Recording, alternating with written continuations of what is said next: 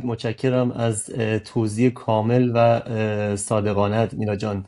من میتونم خودم به عنوان فردی که با همه این مسائل خودم دست و پنجه نرم کردم بتونم تایید کنم کلام شما یا فرمایش شما رو. فقط میتونم به عنوان یک نکته در جمع‌بندی اینو عرض کنم که خیلی خیلی مهمه که ما از چه سورس و چه منبعی اطلاعات بگیریم توی آلمان. یعنی در واقع همون اخبار زرد یا هر چیزی که شما مثلا میونه کلامتون فرمایش کردید، طرف میگه من این خونه رو گرفتم و همین الان بتونه وام خودشو بده. ما گاهی اوقات نمیایم قدرت مالی، قدرت اقتصادی اون شخصی اون فرد، یعنی بک‌گراندش رو نمیدونیم. خیلی میگن من 4 تا خونه خریدم، 5 تا خونه خریدم، این کارو کردم، ولی اون بک‌گراند رو شما نمیدونید. میاد یه دفعه خودتون به صورت ناخودآگاه و ناآگاه اینو با خودتون مقایسه میکنید. برای من میتونم این نتیجه رو بگیرم که تو هر زمینه‌ای، تو زمینه اقتصادی، تو زمینه پزشکی، تو زمینه کار، از آدمی اطلاعات کسب کنید، از سورسی اطلاعات جمع کنید که معتبر باشه و اعتماد دارید بهش، حداقل پیشینش رو بدونید. من فکر میکنم این مهمترین چیزه. دقیقا. و توی آلمان یه صفحه هست که همه میتونن برن توش، اسمش از فرمیتلر رجیسترم اینفو. توی این صفحه میتونید اصلا ببینید که چه کسی رجیستر شده و کجاها میتونه بهتون مشاوره بده. که مال ایندوستریون هندسکانا هست، مال یه جورایی اگر مقایسه کنیم میشه وزارت صنعت و معدن آلمان. و میتونید کاملا ببینید، چون همونطور که شما گفتید خیلی مهمه که کسی که جلوی آدم نشسته آیا به وظایف خودش آگاه هست و در کنار اون اگر شخص اشتباه کنه شما دستتون به جای بند هست یا نه، که هم خودتون رو محافظت کنید به عبارتی در برابر یک همچین چیزی، همین که نخواهید هزینه اکسترا و اضافی برای همچین چیزایی پرداخت کنید. بسیار متشکرم. در مثال کامل و بارز از تجربه خود بنده هستم که همون به خاطر اینکه آنتقاگای زیادی برای وام داده بودم، اسکوئر شوفام پایین اومده بود و در واقع تجربه کردم همون چیزی که خودتون فرمودید، تجربه. و کاملا موافقم این قضیه گاهی اوقات بر ضرر آدم تموم میشه. حالا این قضیه برمیگرده به 4-5 سال پیش بنده، ولی چیزی بود که تجربه کرده بودم. چه مهارت یا طرز فکر ببخشید چیزی می‌خواستید بفرمایید؟ اگر قطع کردم ببخشید. چه مهارت یا طرز تفکری غیر از علم مالی برای افراد مهمه، مثل انضباط یا مدیریت ریسک؟ من اولین چیزی که میتونم به این، حالا انضباط و مدیریت ریسک مهمه، اولین چیزی که میتونم به اضافه کنم انعطاف پذیر بودن. یعنی ما یه سری چیزها رو با خودمون آوردیم، یه سری باورهای مالی رو با خودمون آوردیم. خیلی مهمه وقتی میایم اینجا انعطاف پذیر باشیم و منطقی باشیم و این باورهای مالی رو بذاریم کنار و ببینیم اوکی با محیط جدیدی که داریم چه چیزی واقعا سازگاره، چه چیزی درسته. و یه نکته‌ای باید بهش اضافه کنم اینه که یه سری از دوستان میگن که مثلا یه چیزی رو با هم صحبت میکنیم بعد من میرم از همکار آلمانی بپرسم. فقط به این دلیل که یک شخص آلمانی دلیل این نیست که این شخص شرایط مالی اوکی داره یا نمیدونم، سخته واقعا این رو من بخوام توضیح بدم، ولی خیلی واضحه آخه از توضیحش، از بس که راحت سخت توضیح دادنه. این رو هم آدم باید بدونه که اوکی من فقط به این دلیل که یک نفر این حالا آلمانی هست نباید به حرفش گوش بدم یا نباید از تجربیاتش استفاده کنم، چون اگر آلمان رو بیایم مقایسه کنیم مثلا با کشوری مثل لهستان یا ایتالیا یا فرانسه، اون وقت خصوصا با ایتالیایی‌ها که 60 سال پیش آلمانی‌ها از لحاظ دارایی خیلی بهتر بودن، ایتالیایی‌ها الان متوسط دارایی یک آلمانی از ایتالیایی پایین‌تره، با اینکه سطح درآمد یک ایتالیایی از یک آلمانی پایین‌تره. اوکی. و یک عدد عجیب غریبی رو این آلمانی ها توی جیرو کنتوشون دارن، توی حساب معمولی جاریشون با سود 0 دارن. ولی عدد باز هم وحشتناکی رو نزدیک 6000 میلیارد رو، دقیقا الان نمیتونم 6000 میلیارد یا 3000 میلیارد، یه عدد انقدی رو در توی تاگ اسکیل کنترل دارن با سود 1%. اوکی. خیلی مهمه که در وله اول آدم این انعطاف پذیری رو داشته باشه، در قدم بعدی شرایط اینجا رو بشناسه، ریسک ها رو بشناسه، ریسک هاش رو مدیریت کنه و از اینکه به دولت آلمان به عنوان یک پشتیبان نگاه کنید، از این باید واقعا یه مقدار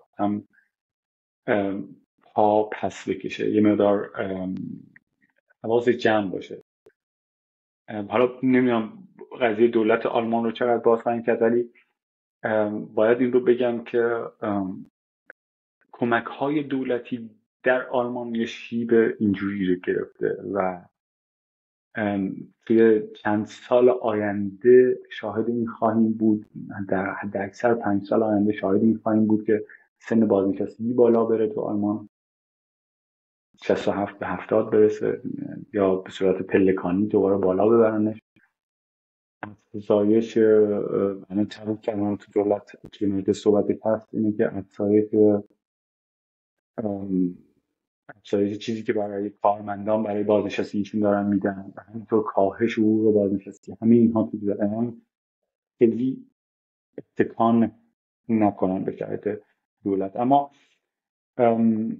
انعطاف پذیری، ریسک مدیریتشون، ریسک مدیریت ریسک، منظورم اینه مدیریت اون ریسکی که دارن توی سرمایه گذاریشون و در کنار اون آگاهانه بدونن چقدر در میارن و چقدر هزینه میکنن. این سه تا مورد رو میتونن به عبارتی در کنار هم، به برنامه پلن مالی آدم نیاز داره برای اینکه واقعا این چیزها رو در کنار هم پیش ببره. در کنار اون تاباوری یا ریزیلینسی که اشاره فرمودید، میشه در واقع همون تنوع سرمایه گذاری جزء این دسته باشه، یعنی در واقع میتونیم یک کانکشن یا یک کانکتوری بین این دوتا داریم، درسته؟ تقریبا میشه گفت اینجوری. ما داریم درباره یه قسمتی واقعا داریم درباره این صحبت میکنیم که اگر اتفاق افتاد من میتونم از پسش بر بیام، آیا برای تمام سورپرایز های منفی یک پلنی دارم، پلن بی دارم یا نه، و در کنار اون برای چیزهایی که من میدونم که اتفاق خواهند افتاد هم برنامه‌ریزی میکنم. یه مثال خیلی خیلی ساده بزنم. یه سری از دوستانی که خیلی تازه اومدن میان و یه سرمایه اولیه‌شون رو میرن، مثلا خب آدم دوست داره لوازم خونه خوب داشته باشه، پس از این پلان کردن هاشون من گواهینامه هم بگیرم. اوکی. و بدون اینکه اصلا آدم بدونه که اوکی اینجا میتونه راحت گواهینامه تا 4000 تا حتی تا من دیدم بیشتر از 4000 تا میتونه هزینه تا 6000 تا میتونه هزینه گرفتن یه گواهینامه باشه. آدم کافیه 2 بار سوال بیفته و یه معلمی بعدی داشته باشه، یه چیزایی از این. یه همچین چیزایی رو آدم باید همیشه وارد کنه و حالا توی تمام این پروسه هایی که وجود داره، چه توی پروسه خرید خونه، چه تو پروسه سرمایه‌گذاری، چه تو برای پروسه ها، آدم نخواد خودش رو صفر کنه، پتانسیلش رو نخواد به سمت صفر ببره. درسته ریسک رو میشه حالا مدیریت کرد یه جاهایی رو، ولی همیشه باید یک اکسترا، یه تضمین اکسترای آدم برای خودش داشته باشه. حالا فکر میکنم بیشتر اینا خیلی کلی شد، ولی آره مهارت یا طرز تفکری که میتونه به اضافه کنه اینا هستن. حالا بازم خیلی احساس میکنم خیلی توضیح شد بیشتر از اینکه بتونم یک چند تا کلمه بگم به شما. خواهش میکنم، کاربردی بود برای من. اگر اجازه بدید به سوال بعدی اشاره کنیم. آینده مالی مهاجران در آلمان رو چگونه میبینید؟ خدمات شما چه نقشی در بهبود وضعیت مالی اونها خواهد داشت؟ ببینید مهاجران خیلی اینای خیلی کلمه بزرگیه، خیلی کلمه زیادیه. اوکی، و اول بیان این مقدار تفکیکش کنیم، ما مهاجران این مقدار باریک‌ترش کنیم، این مقدار کمترش کنیم. ببینید چه مهاجران، کسانی که خوشبختانه ایرانی ها، فارسی زبان هایی که اینجا هستن به خصوص آدم های بسیار پرتلاشی هستن توی آلمان، توی جامعه آلمان، و خوشبختانه هم به عنوان یک عشق مهاجر پرتلاش شناخته میشن. دولت آلمان یا کلا کشور آلمان بدون مهاجرها نمیتونه به حیات خودش ادامه بده.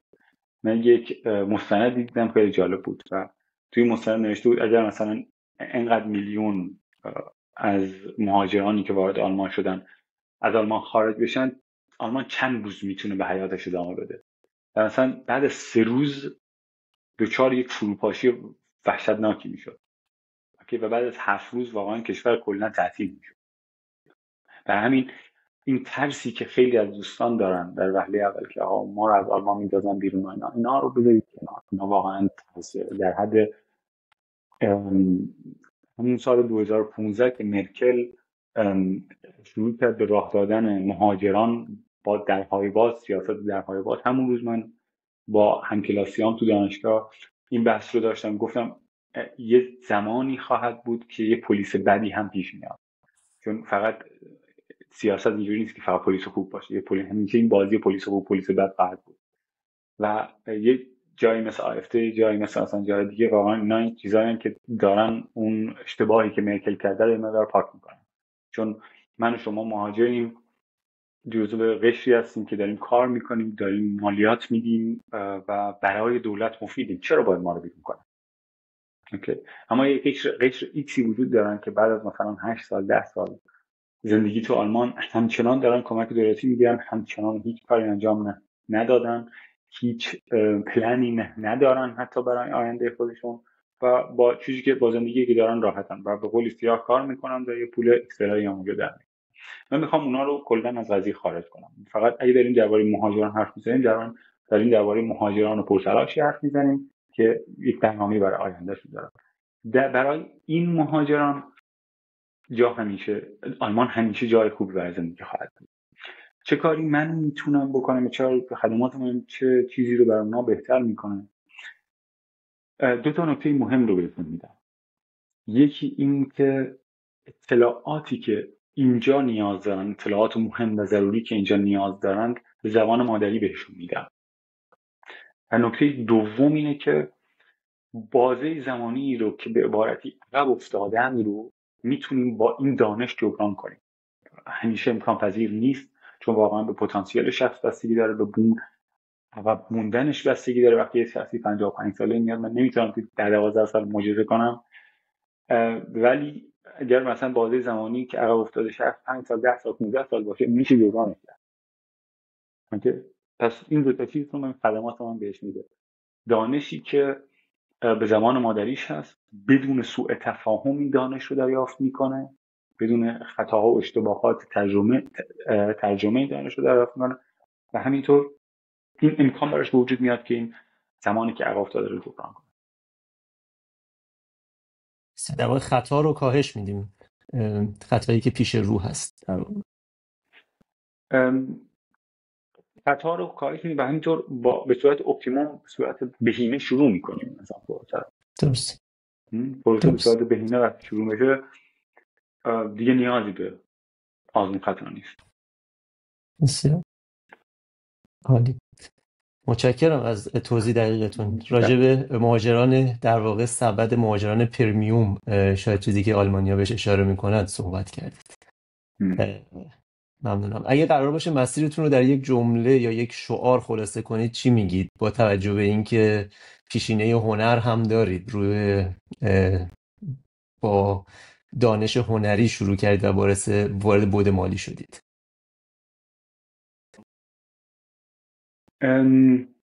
خیلی سخته بخوام مثلا همه اون چیزها رو تو یه جمله خلاصه کنم، ولی اگه بخوام واقعا یه جمله درباره کاری که الان میکنم بگم اینه که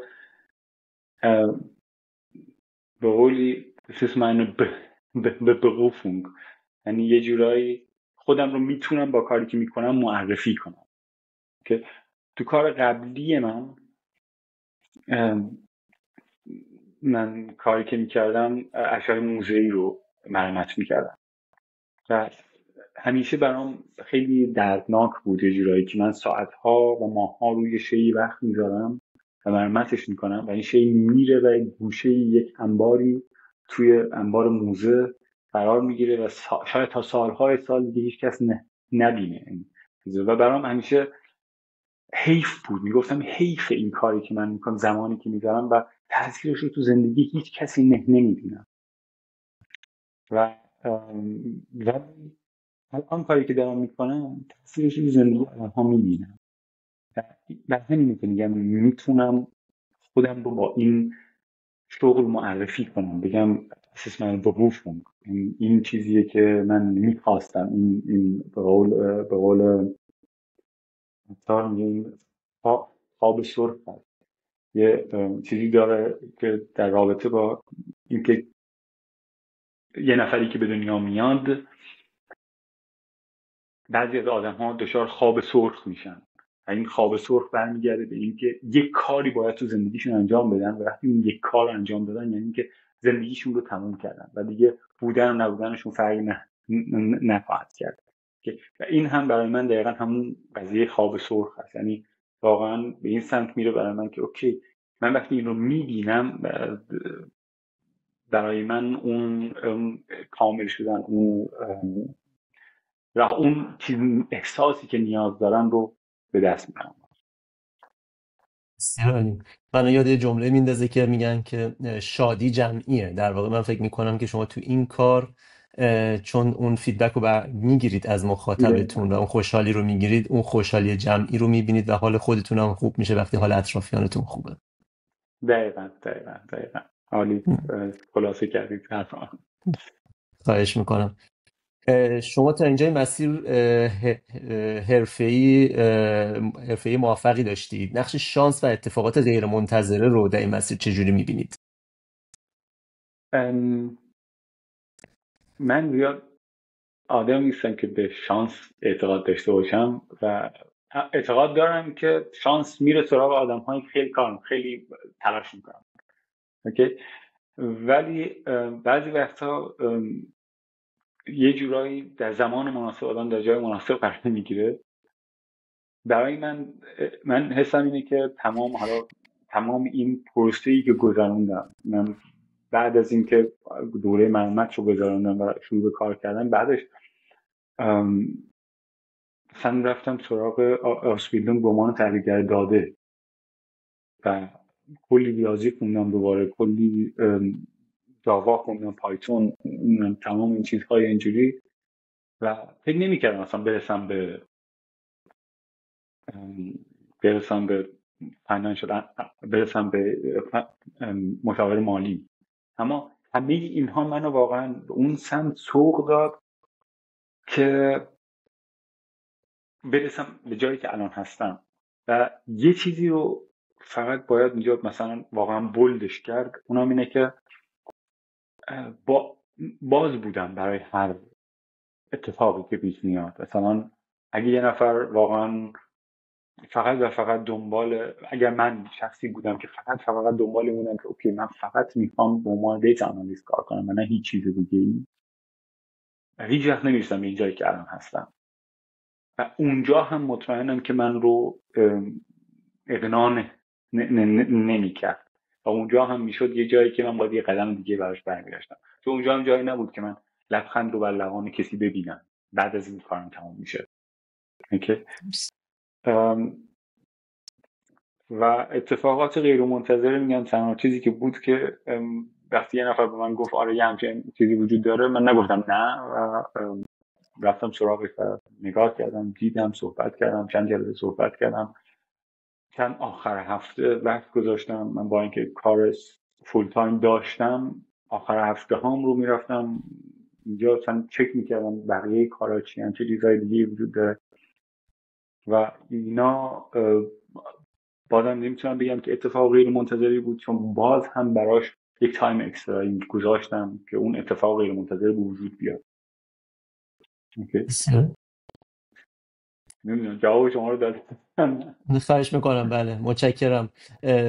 بین صحبتاتون به دوره ها و آموزش ها اشاره کردید که نیاز دارید این دوره ها و آموزش ها رو تکمیل کنید تا برای اینکه با توجه به اینکه اینقدر شرایط مالی توی دنیا عوض میشه، به خصوص توی آلمان، این دوره ها چجوری به اطلاع شما میرسه و هر دوره حدوداً چند وقت اعتبار داره؟ آیا چیزی هست که بتونیم راجع بهش کوچولو صحبت کنیم؟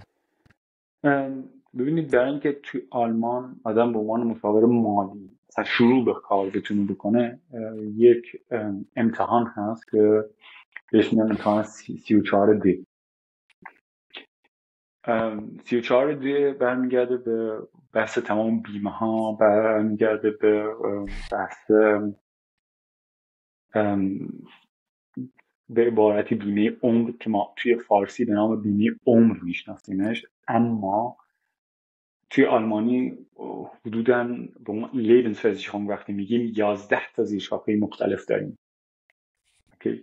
و هر کدومشون متفاوته و فقط یه دونشون اون چیزیه که ما به عنوان بیمه عمر توی ایران میشناسیم.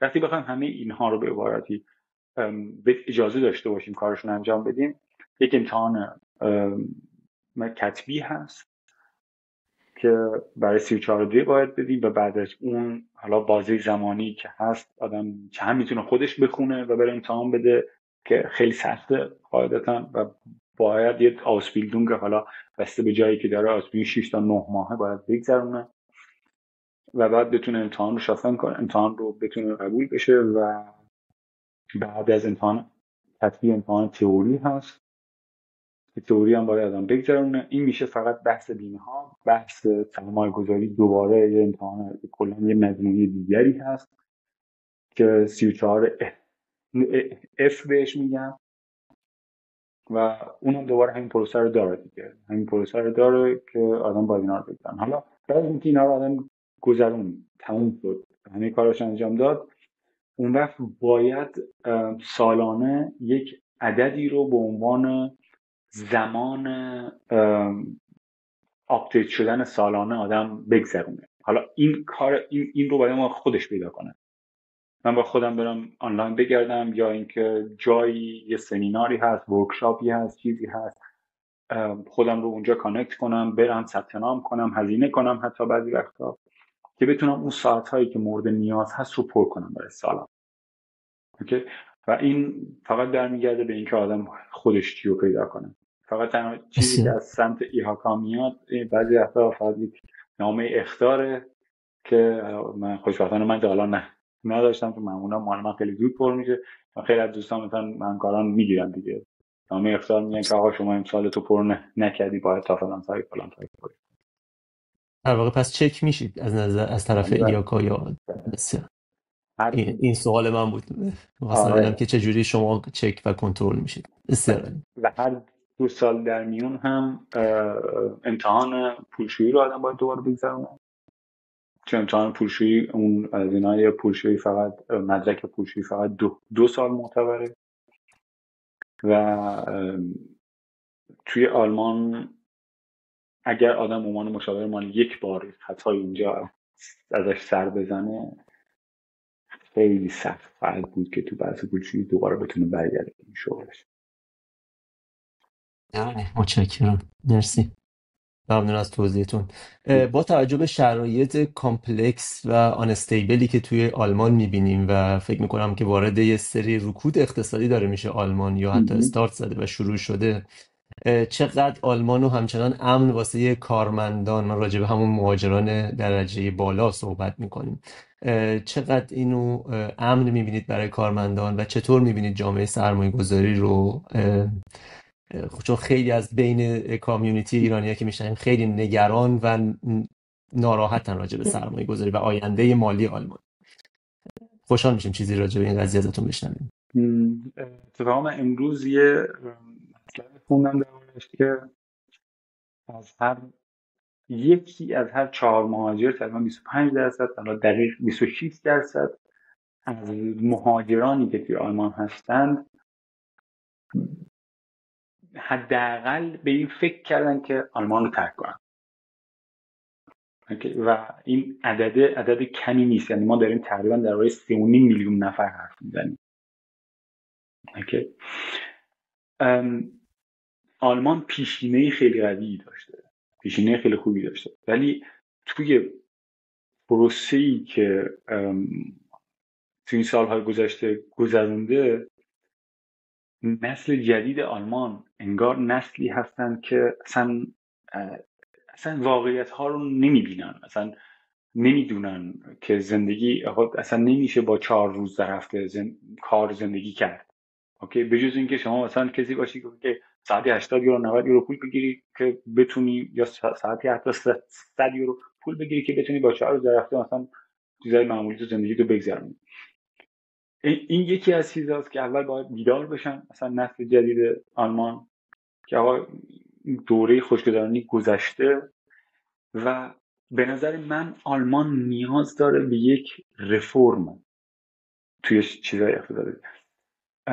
سیستم سیاسی آلمان جوری چیده شده که هیچ کدوم از پارتای هایی که هستن، هیچ کدوم از احزابی که الان هستن، هیچ کدوم این جرأت این رو ندارن که تغییر اساسی ایجاد کنن.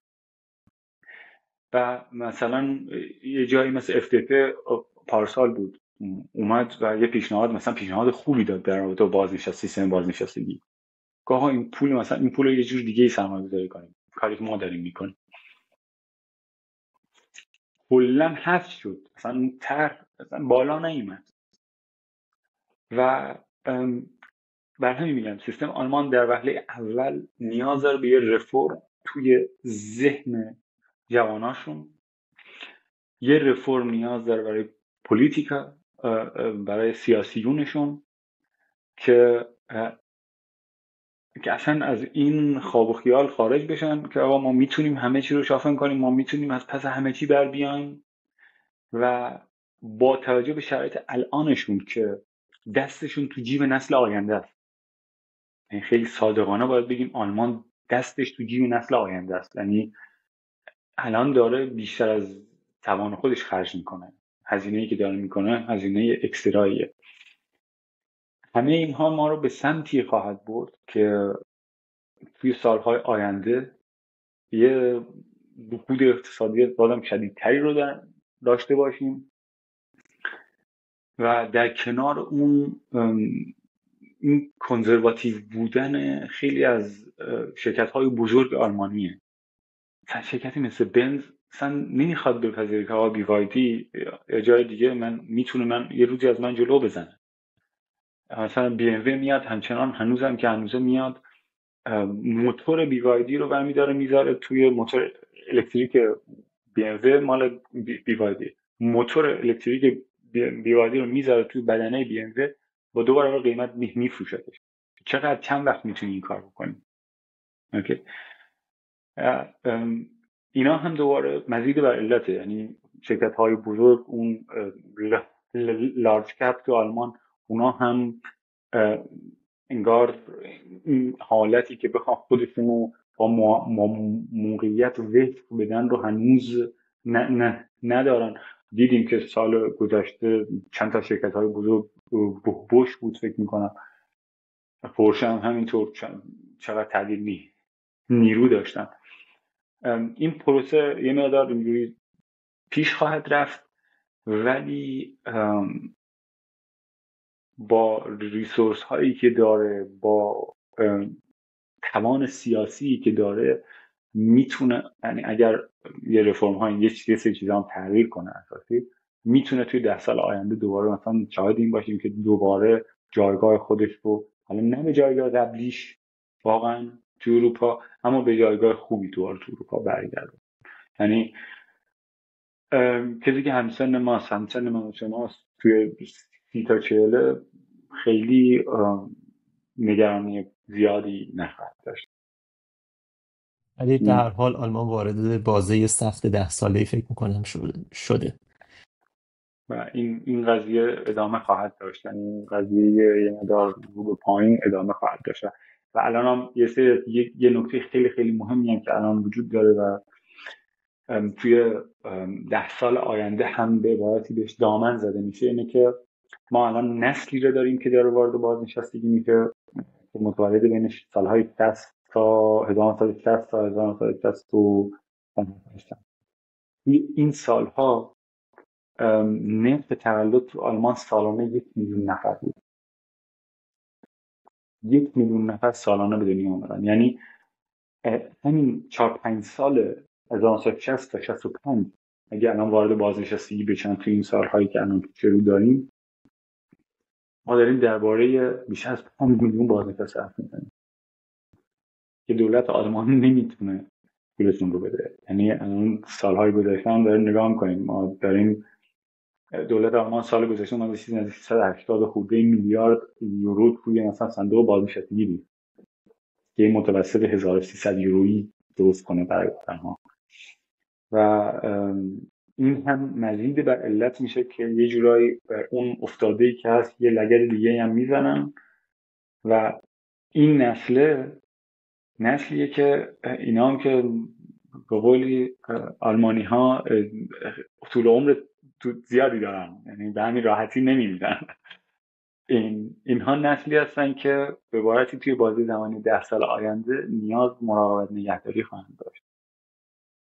آره، و این هم اضافه میشه دیگه در همون قضیه و میگم نیاز هست واقعا به چند تا رفرم توی بحث سیاسی و توی بحث اقتصادی و توی بحث تفکر جوانان که بخواد دوباره آلمان توی 10 سال آینده برگرد سازش، اما مجبور میتونن این کار بکنن. بسیار متشکرم، ممنونم از توضیحات کاملتون. آیا به عنوان صحبت پایانی چیزی هست که بخواید به عنوان نکته‌ای مسئله‌ای که از قلم افتاده باشه بخواید اضافه کنید برای هموطنان؟ من تنها چیزی که میتونم اضافه کنم، میتونم بگم اینه که اگر من خودم میتونستم به خودم توی 14 سال گذشته یه پیام بدم در فقط 2 تا جمله توش باشه، میگفتم هر چه زودتر شروع کن پروسه مالی تو و اینکه از یه متخصص استفاده کن. این میشد پیامی که من به خودم میفرستادم، به خودم در 14 سال گذشته. بسیار عالی. همون بحثی که از طریق متخصص هر کاری دنبالش بریم، یعنی تو هر حوزه‌ای که هستیم. و هرچی هم زودتر شروع کنه آدم که به عبارتی تاثیر سود مرتب رو بهترین و بیشتر شکلی ممکنه. بسیار سپاسگزارم. فقط ما این وسط‌های صحبتی از و یه سری اخباری رو شیر کردیم. فقط میخوایم به عنوان تاریخ بگیم ما اینو توی اکتبر 2025 داریم ضبط میکنیم. ممکنه که هفته آینده، ماه آینده، سال آینده خیلی چیزا عوض بشه اگر ما رو دنبال میکنید. این اخبار. متشکرم. من حتما اینستاگرام شما رو در پایین این ویدیو به اشتراک خواهیم گذاشت که دوستانی که اگه سوال دارن مزاحم شما بشن، از تجربیات شما بیشتر استفاده کنن از طریق اینستاگرام. اگر چیز خاصی هست میلاد عزیز لطفا بفرمایید، اگر نه اجازه بدید من با بینندگان عزیز اول خداحافظی کنم، بعد میکروفون رو میسپارم به شما. ممنونم که ما رو دنبال کردید تا اینجا. برای اینکه بهتر دیده بشیم کانال ما رو سابسکرایب کنید. متشکرم. خدا نگهدار. من خیلی ممنونم و متشکرم از دعوتتون و صحبتی که با هم داشتیم و من هم برای همه بینندگان شما آرزوی موفقیت می‌کنم. سپاسگزارم. مایل بشید. خدا نگهدار.